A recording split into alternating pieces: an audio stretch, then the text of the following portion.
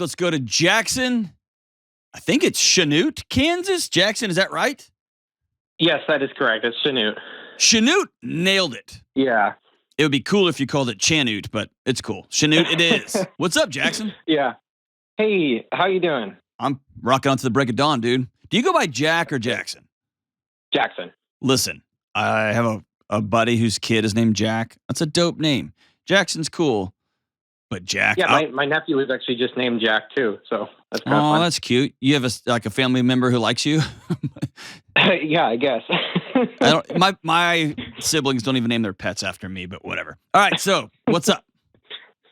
I'm just gonna start off with saying it's kind of nerve-wracking, so if you'll just bear with me. And I'm kind of gonna be all over the place, but my basic question is, I have a best friend who's in a relationship, and he's wanting to, in the near future, whether it's like a month or 6 months, I don't know the time frame. He says he's saving up a ring to get engaged. They have a promise ring since like 2 years ago or so. So this has been going on for a long time, and they live together. And he's going to ask me to be his best man because he was my best man, and it's kind of just like a known thing between us two. We're going to be each other's best man, but if he goes through with this and he, actually gets engaged and marries this woman that he's been with for like 5 years, I really can't see myself like saying yes and being his best man, because I can't stand by him while he marries this person. And I don't know if that's just like, am I the issue? Like, am I, I'm not trying to control him or anything like that. I want to see him thrive and be the best himself. And this person is not helping him. And I don't know what to do. And some of my friends, our mutual friends, they agree with me, and we're going to hopefully talk to him sometime in the future if that's what we should do. I just wanted to get your thoughts on the whole thing. That's kind of where I am. Cool. Well, thanks for verbalizing it like that, and thanks for loving your friend. I'm going to go to the very end of this question and work all the way back. Okay. Okay. Right before this show, one of my best friends in the world called and is going to see a counselor. Brilliant guy. And I recommended a counselor that's like known to be the best of the best of the best in this particular city and state.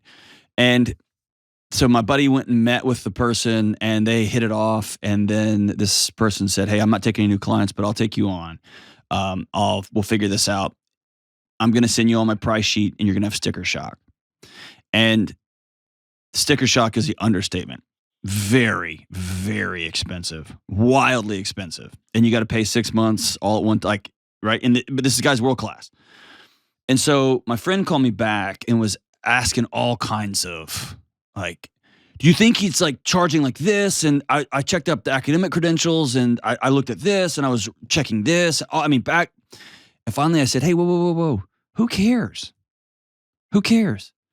If this person said, "I charge $5,000 a session," my first thought would be, dude, if you can get it, man. Like, high five. I'm not paying that. And I'm going to move on with my day. Right? So I told him, you're carrying a lot of existential angst around trying to figure out, why does this person charge so much? And what do they think they're doing that justifies this? And I don't know if I can afford this, or if I can't afford it, I don't want to spend that. Dude, like, I just say, like, brother, you're carrying a lot of extra weight. He put a price down, and I'm going to say, no thanks. Have a great day. And I'm going to move on to my next thing. So tying that story back to you, you have a particular set of values, and you think that he should not be marrying this person, to the point that you've decided, I'm not going to be your best man. If he asks me, he's going to ask me.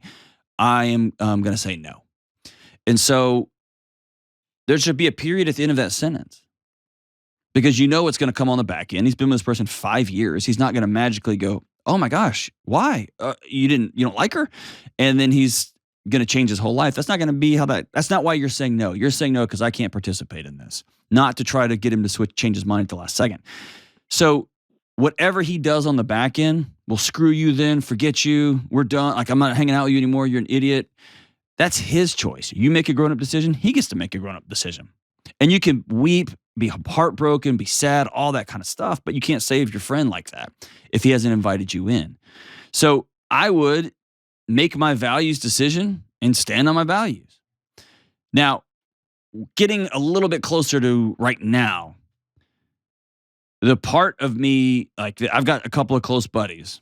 Like I've been in their wedding, been like all that stuff. I'm stunned that you haven't sat him down before now and said, bro, I can't stand by this.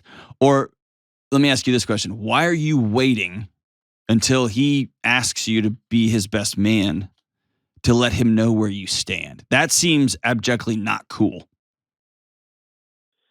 Yeah, I think I agree with that. And me and another friend of ours were working to kind of sit him down. But We haven't talked to him yet. let me stop you right there. What is this? Sounds like somebody who, I mean, he was the best man in your wedding. Like, I don't know what there is to work up. Like my best friends, I call and say, dude, what are you doing? Like, that's how the call starts. Or, hey, I just got this text message from you. You're not all right. What's the deal? Like, there's nothing to work up. Like, we've passed working up. That's what makes them my best man. That's what makes them like literally my brothers, because I don't have to work up anymore. So what is that fear that's in a relationship that I think should be well past all that stuff? I think it's because I'm afraid of losing him after 10 years of friendship, because I don't like, I don't agree with, the person he's going to be with. And I just am afraid of losing him and him going, well, you're going to decide what I do. You've already left him. And Jackson, you've already left him. You left him. And you have every right to do that, but you're already gone. You're hanging on to a myth, brother. Like you've already decided that when he asks me one of the most important questions of his life, I'm going to tell him no. You're already out of this relationship. Now you're hanging on to a picture of what could be if he wasn't about to get married to this person he's been with for 5 years. He's going to. And so reality is sailed on and you're back here. This relationship has already changed. You just haven't had the courage to tell him it's changed. Is that fair? Yeah, that's fair. How do I, how would I even, another thing that I'm kind of struggling with is, how do I even bring it up? We never ever talk about these things. He never had a say in my wedding. Why should I have a say in his wedding? Like out of the blue, I'm just like, hey, I don't like this person. Like where do I even start? Like I don't know where to start. That's a great question. So I would start this way. I would be very, very clear. I've got friends who I don't like I wouldn't have chosen their wives to hang out with. But they're not bad people.